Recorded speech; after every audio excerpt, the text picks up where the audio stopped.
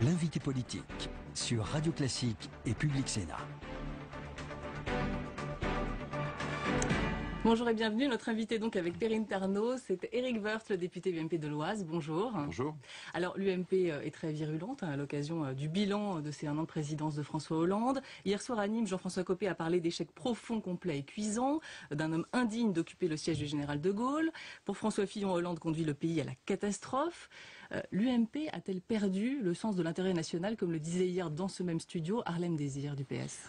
Écoutez, Harlem Désir devrait balayer devant sa porte, comme lui a dit d'ailleurs Mélenchon. Enfin, ils ont passé 5 ans à critiquer de façon incroyablement injuste et violente Nicolas Sarkozy. Donc que l'opposition fasse son travail. Vous savez, le Parti socialiste reproche toujours à l'opposition de manifester lorsqu'il manifestait, de critiquer et de s'opposer lorsqu'il s'opposait. Donc on s'oppose et en même temps on propose. Donc il est assez logique que ces 1 an de gouvernement de M. Hollande fasse l'objet d'un certain nombre de critiques fortes. C'est un désastre. Voilà, la première année de M. Hollande, c'est un désastre. C'est un désastre pour Hollande, mais ça, c'est pas très grave. Mais c'est surtout un désastre pour la France. Ça, c'est beaucoup plus grave. Et on a raison de s'inquiéter. Et on a raison de monter le ton. Il faut employer les mots justes, mais on a raison aussi de monter le ton parce que nous souhaitons que la politique économique, sociale, sociétale change en France. Vous jetez tout dans la politique menée jusqu'à maintenant, l'accord, par exemple, flexi-sécurité, le pacte de compétitivité. En fait, ce qui compte, c'est les résultats. Vous le disiez tout à l'heure. Les Français attendent des résultats des hommes et des femmes politiques. Ils attendent plus de discours, de séminaires, de déjeuners de travail. Ils attendent des résultats. Et les résultats, ils sont pas là. C'est-à-dire que la situation de la France, elle a considérablement empiré depuis 1 an. Les déficits, le commerce extérieur, les marges des entreprises, le chômage évidemment, tout cela a empiré. Alors, il y a des décisions qui vont dans le bon sens, parce que c'est le sens que nous avions pris nous-mêmes. L'accord de compétitivité, c'est juste une usine à gaz, mais enfin, ça a remplacé moyennement bien ce que nous avions appelé la TVA sociale ou la TVA anti-délocalisation, c'est-à-dire la baisse du coût du travail financé par une base fiscale plus large. Simplement, le gouvernement, il a pris 20 milliards dans la poche des entreprises et il a essayé de leur rendre à terme, pas l'année dernière, pas en 2013 mais en 2014, 20 autres milliards. Et sur l'ANI, l'accord interprofessionnel, il avait été préparé par les équipes de Nicolas Sarkozy, qui était un accord dans lequel on trouvait la flexi-sécurité, ce qui était assez naturel. Et ça venait dans le bon calendrier. Ça venait dans le bon calendrier parce que c'était après le pic de crise. Il y avait des réformes structurelles que le gouvernement s'est empêché de défaire et n'a remplacé par rien. Alors Éric Woerth, il y a aussi ce plan d'investissement, Perrine Tarnaud. Oui, plan d'investissement annoncé hier par le gouvernement sur 10 ans, sur le numérique, l'énergie, la santé, les grandes infrastructures. Et notamment pour financer ce plan, le gouvernement veut céder des parts d'entreprises publiques. Est-ce que c'est un bon moyen selon vous, pour trouver des fonds? Je ne crois pas que ce soit un bon moyen. Qu'on investisse, ça me semble assez naturel, mais enfin, autant dire qu'il vaut mieux investir que dépenser pour n'importe quoi. Il vaut mieux considérer qu'on fait des dépenses pour l'avenir que pour le passé. Enfin, le gouvernement est dans une rhétorique assez banale. Il vaut mieux qu'il fasse beau qu'il fasse mauvais. Enfin, vous dites le gouvernement ne veut pas faire de réformes. L'investissement, d'abord, le Parti socialiste y était considérablement opposé. Nous avons un plan d'investissement qui est toujours en cours d'ailleurs. Il y avait un commissaire à l'investissement, c'était René Ricol. C'est maintenant Louis Gallois, donc il y a bien cette volonté d'investir plus. Donc ça, pourquoi pas? Oui, un peu continuité là-dessus. Il faut simplement regarder d'abord ce qui a été fait sur les 30 milliards d'euros qui ont été investis. Il faut tirer un bilan, je crois que c'est très important. Et puis en même temps, il ne faut pas nationaliser ou privatiser comme cela. Monsieur Montebourg, dans le gouvernement, il appelle toujours à des nationalisations. Alors il voulait qu'on nationalise les canards boiteux, grosso modo donner aux concitoyens contribuables tout ce qui ne marche pas en France. Et puis de l'autre, on voudrait vendre tout ce qui marche. Donc, je pense qu'il y a une sorte d'équilibre. On peut les toucher, on peut modifier les choses à la marge, mais c'est pas ça qui permettra de financer un niveau d'investissement qui provoque d'une certaine façon un choc, puisque ce mot est à la mode, un choc réel sur l'économie française. On a vu, tous les journaux ont donné le niveau du montant des participations de l'État, qui sont d'à peu près 65 milliards. Tout ça varie selon les cours de bourse. On voit bien que si on voit un tout petit peu, c'est pas ça qui, sur 10 ans, changera quoi que ce soit à la politique française. Puis il faut dire ce qui doit être vendu, comment. Il faut pas se séparer des actifs stratégiques. On peut pas dire d'un côté, il faut absolument faire attention à Dailymotion, et puis de l'autre, commencer à brader des actifs français. Attention à ça, avec un discours incohérent cohérent entre la nationalisation de M. Montebourg et les privatisations de M. Ayrault. Éric Woerth, Bruxelles a donné 2 ans de plus à la France pour établir le déficit en dessous des 3% du PIB.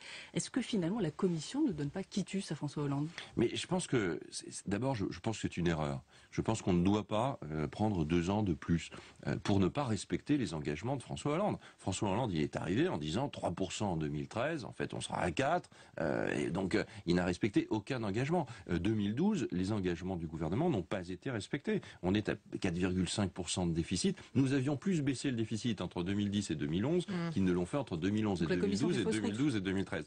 Oui, je pense qu'elle fait fausse route. Elle reconnaît à demi-mot qu'on a voulu réduire trop vite, trop fort. Mais je pense que c'est une erreur, parce que les déficits sont trop importants en France. Si nous étions à un faible niveau de déficit, on pourrait le comprendre, de rester ou de stabiliser le déficit. En France, c'est pas ça. Le déficit, il est anti-croissance.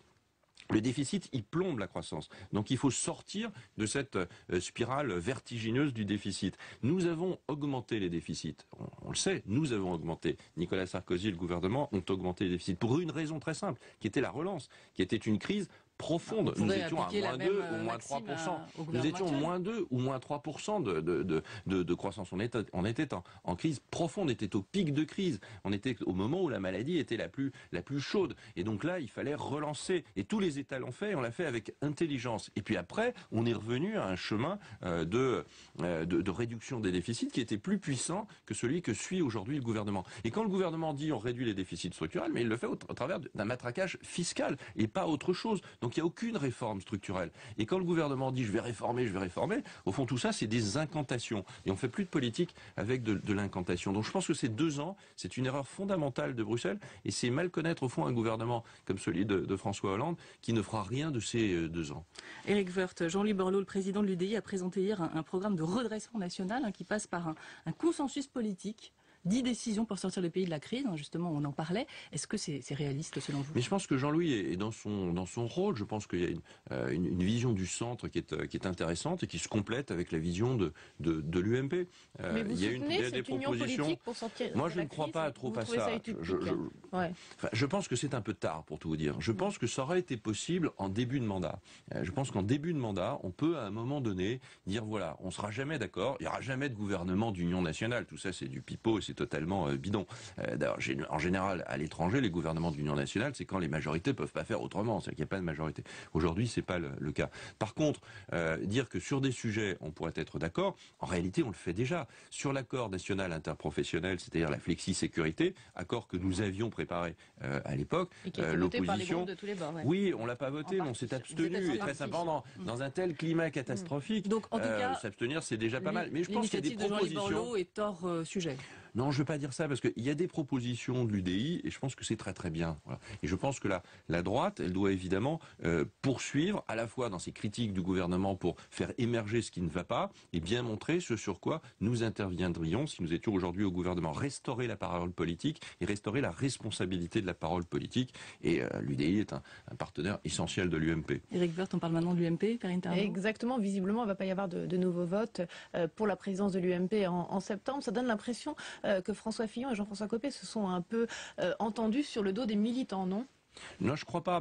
Moi, je ne suis pas favorable à un nouveau vote. Je le dis depuis des semaines et des semaines. Alors, et visiblement, il n'y en aura pas. Je pense que c'est pas une bonne idée qu'il y ait un nouveau vote. Il faut que, pourquoi? Parce qu'au mois de septembre, puisque c'était septembre, au mois de septembre, la situation, je ne sais pas ce qu'elle sera, et personne ne le sait, mais c'est la rentrée sociale, et je pense que la France aura autre chose en tête, et les hommes et les femmes politiques auront aussi à prendre leurs responsabilités certainement à ce moment-là, et donc pas à se regarder le nombril autour d'un vote interne à l'UMP. On ne va pas déchirer l'UMP au moment où il faut au contraire resserrer les rangs de l'opposition. Donc c'est vraiment une question, je pense, d'intérêt national. C'est pas au plus grand parti de l'opposition de se déchirer, parce qu'une élection c'est quand même toujours un déchirement. Alors il y avait, je crois que ça nécessite un certain nombre de conditions. Il faut des conditions, mais les conditions. La France s'est considérablement dégradée depuis le mois de décembre, depuis le mois de janvier. Tout s'est dégradé. Donc nous devons au contraire resserrer les rangs de l'UMP. que François Fillon et Jean-François Copé, mais qu'importe au fond, qu'importe. Il y a une présidence ambiguë aujourd'hui de l'UMP.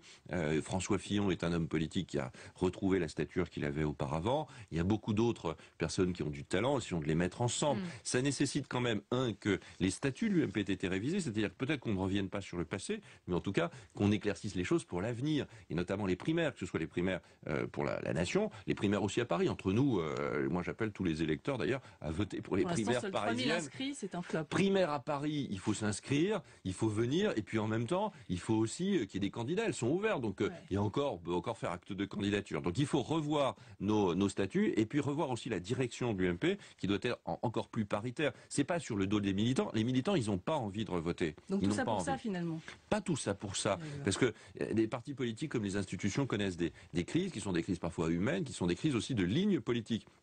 On doit mieux redéfinir notre ligne politique, ça c'est évidemment absolument clair. Et puis en même temps, on doit resserrer les rangs et puis aller vers cette primaire qui fera qu'à un moment donné, on aura un champion et qui se présentera au nom de tous à l'élection présidentielle. Les conditions dans lesquelles tout ça se passe sont évidemment extrêmement importantes, et je ne pense pas qu'une élection au mois de septembre serait une bonne idée.